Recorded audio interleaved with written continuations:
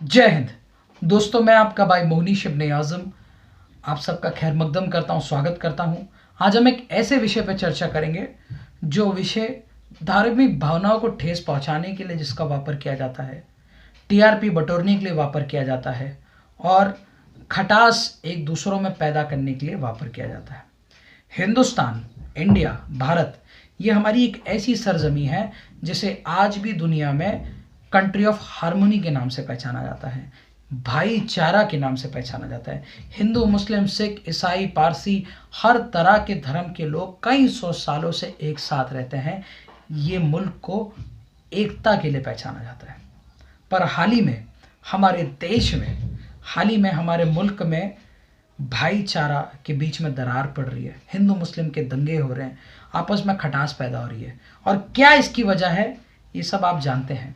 और ये मेरा आज का विषय नहीं, मेरा आज का विषय है जिसके बारे में मैं आपको बताने से पहले एक स्टेटमेंट वापरना चाहूँगा और आपको बताना चाहूँगा कि किस तरह इस स्टेटमेंट का फ़ायदा उठा के, इस वाक्य का फ़ायदा उठा के लोगों में झगड़ा लगाया जाता है।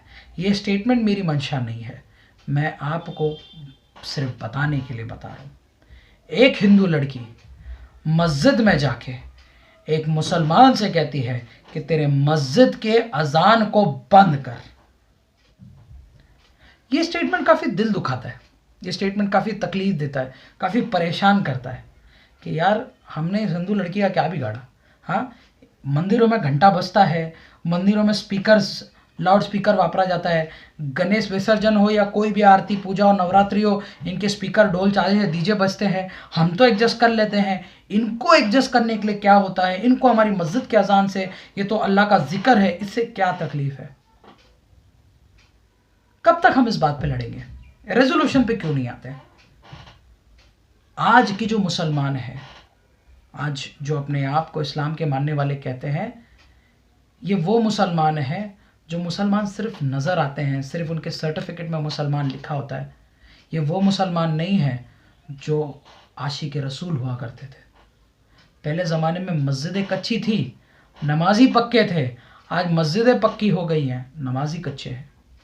क्या वजह है? कैसे इसका रेजोल्यूशन निकाला जा सकता है, उस पर हम चर्चा करेंगे। इस्लाम 1439 साल पहले इंट्रोड्यूस किया गया था। प्रॉफिट मोहम्मद आका सल्लल्लाहु अलैहि वसल्लम ने इसे इंट्रोड्यूस किया। और तब जब इस्लाम में पहली अजान दी गई तो उस पहली अजान को स्पीकर पे नहीं दिया गया। जब फ़तह मक्का के वक्त में हज़रत बिलाल हबशी काबा शरीफ पे खड़े होके अजान दी, तब भी स्पीकर पे नहीं बल्कि अपने हलक की पूरी ताकत से अजान दी गई। आज से 150 साल पहले तक जितनी मस्जिदों में अजान होती थी, वो मस्जिद की इमारत के ऊपर या मस्जिद शरीफ के ऊपर या फिर ऐसी जगह पे जहाँ से अजान क्लियरली लोगों तक पहुँच सके, वहाँ पे अपनी हलक की पूरी ताकत से अजान दी जाती थी। फिर धीरे धीरे स्पीकर का चलन आया। एक के बदले दो के बदले 3, 4, 5, 6 ऐसे स्पीकर्स फैलते गए। अब ऐसे स्पीकर्स की बढ़ोतरी, जो कि इस्लाम में पहले स्पीकर तो नहीं था, पहली चीज़। दूसरी चीज़, बरेली शरीफ में अगर हम आला हज़रत इमाम अहमद रज़ा खां फाज़िल बरेलवी अलैहि रहमा की बात करें, या आपके औलादों में मुफ्ती आज़म हिंद अलैहि रहमा की बात करें, या ताजु शरिया अलैहि रहमा की बात करें, तो गोया आपका फतवा है कि जुम्मा में जब आप नमाज़ पढ़ाते हैं तो आप स्पीकर पे नमाज ना पढ़ें। गोया कि आपका फतवा है कि जब ईद मिलादुन नबी का जुलूस निकालते हैं, जब प्रॉफिट की बर्थ एनिवर्सरी निकालते हैं, तो स्पीकर्स और डीजे का वापर ना करें। हम शरीयत के कायदे को बरकरार रखने के लिए ये फतवा देते हैं, और ये फतवे का इनडायरेक्टली फ़ायदा होता है साउंड पोल्यूशन को कम करना। लोग डीजे नहीं वापरेंगे तो एरिया में साउंड पोल्यूशन नहीं होगा। लोग जुम्मा की नमाज में नमाज पढ़ेंगे, आयतें पढ़ेंगे, तो उस स्पीकर पे नहीं पढ़ेंगे, तो शरीयत के हिसाब से जो इसका फ़ायदा होगा, पर इनडायरेक्टली ये भी फ़ायदा होता है कि स्पीकर कम ना वापरे जाते हैं, स्पीकर नहीं वापरे जाते हैं, उससे साउंड पोल्यूशन कम होता है। अब मैं पूछता हूँ, इसका रेजोल्यूशन क्या है? एक बच्ची मस्जिद के सामने जाके, भले उसकी मंशा क्या है, वल्लाहु आलमु व रसूलु आलम, अज़्ज़ व जल्ल सल्लल्लाहु अलैहि वसल्लम, अल्लाह और उसका रसूल बेहतर जाने कि उस बंदी के क्या इंटेंशंस थे मस्जिद में जाने के। पर वो बंदी मस्जिद में गई और मस्जिद में जाने के बाद वो एक बात पे अड़ी रही। उसने कहा कि भाई साहब, मैं ये मोहल्ले में रहती हूँ, आपके मस्जिद के स्पीकर की आवाज़ से मुझे तकलीफ़ है, आप आवाज़ को कम करें। और उस पर बहस छिड़ने लग गई और मुद्दा बढ़ा। अब वो लड़की का इंटेंशन क्या है मैं नहीं जानता, पर मेरे अनुसार और इस्लाम की मान्यता और सीख के अनुसार, जो इस्लाम सीखा है हमने, उसकी बुनियाद पे वो लड़की जिस मुद्दे पे खड़ी है वो मुद्दा हक पे है।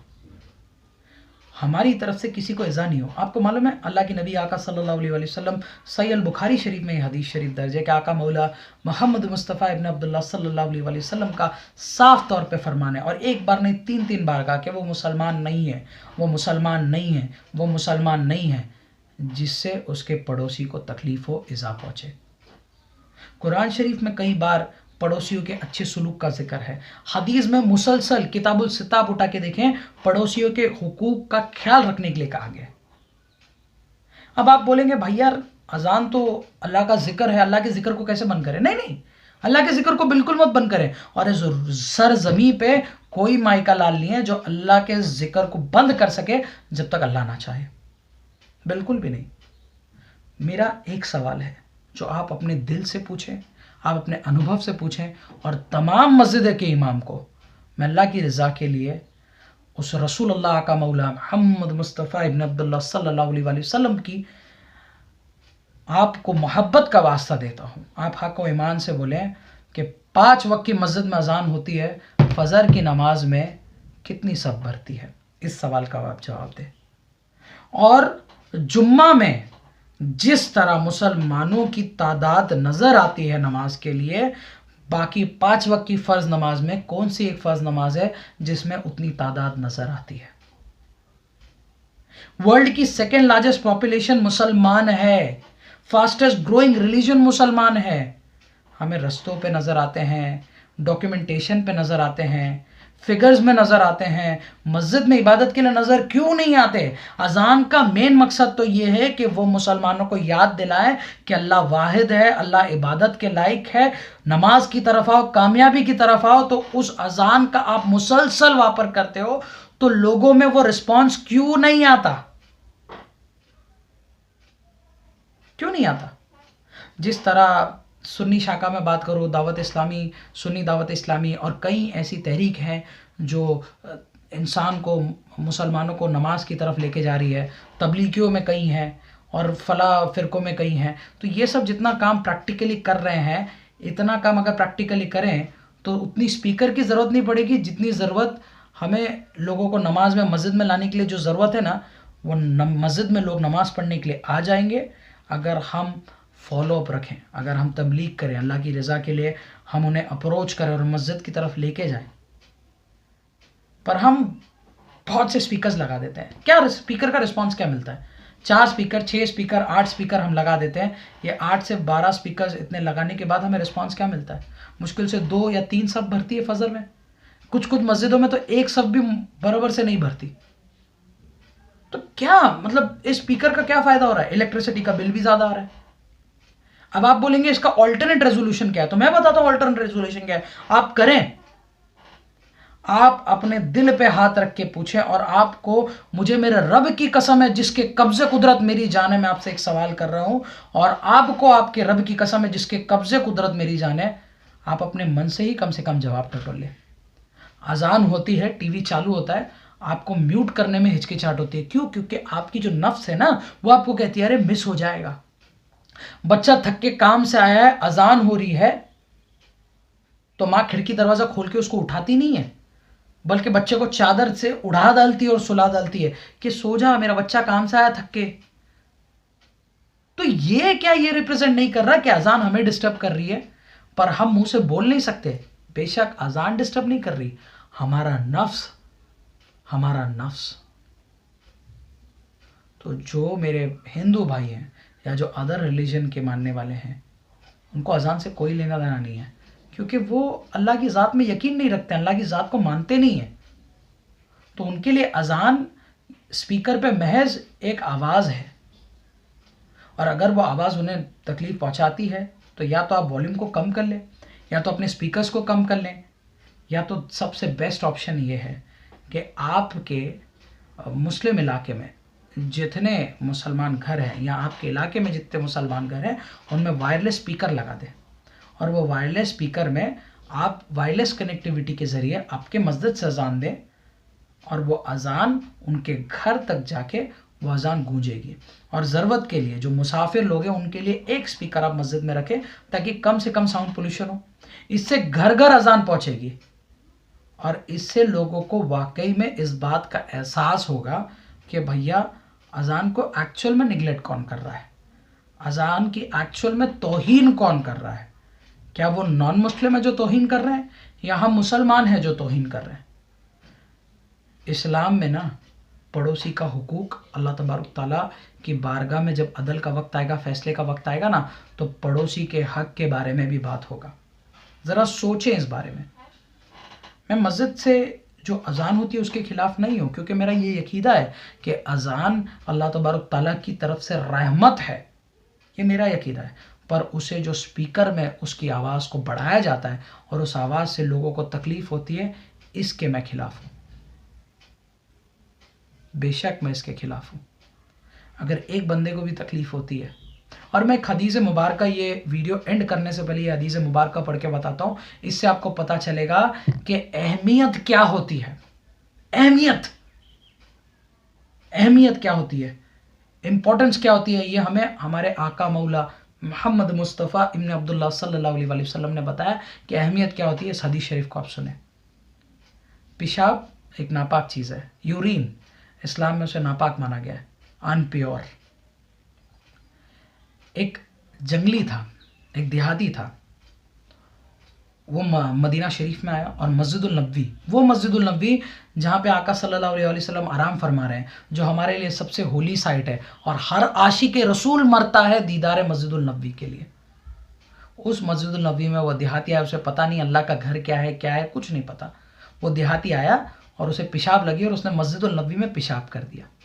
अब आप अपने दिल पे हाथ रख के सोचें और कसम खा के बोलें, ज़रा गौर फिक्र करें, अगर कोई आपके मस्जिद में आके पेशाब करेगा तो आप क्या करोगे? स्वाभाविक है ना, आप मारोगे, उसका बारात निकालोगे, उसको नंगा करके मारोगे, पुलिस स्टेशन लेके जाओगे।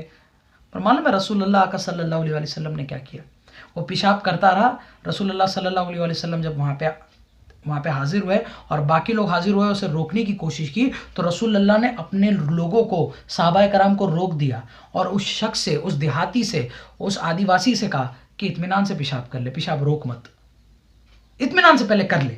और जब उसने पूरा पेशाब कर लिया तब आप सल्लल्लाहु अलैहि वसल्लम ने अपने साहबी रसूल से, अपने कंपेनियन से कहा कि अब मस्जिद को धो लो, मारा बिरा नहीं। तो इससे क्या सीख मिलती है, क्या इंपॉर्टेंस मिलता है?